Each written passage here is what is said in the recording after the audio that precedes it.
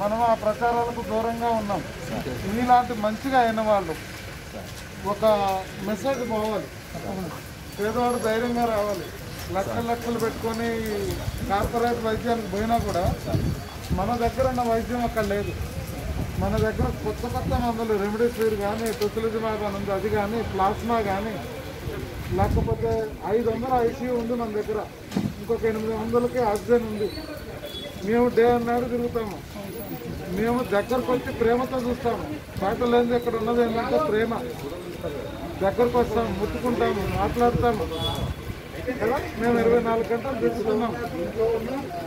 ఆ ప్రేమతోటే మనకు మందులు అప్పటే కాదు, మనకి ఒక ధైర్యం ఇవ్వాలి. మనోధైర్యాన్ని ఇవ్వగలిగితే ఆ మనోధైర్యంతో బయటపడతారు.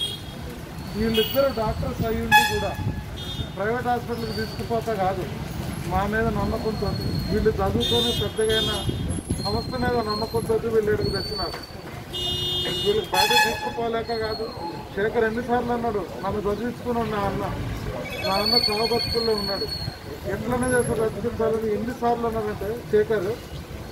అంటే ఇవన్నీ మా మీద ఉన్న నమ్మకం, గౌరవంతో ఇక్కడ తీసుకొని వచ్చిండు శేఖర్ కదా.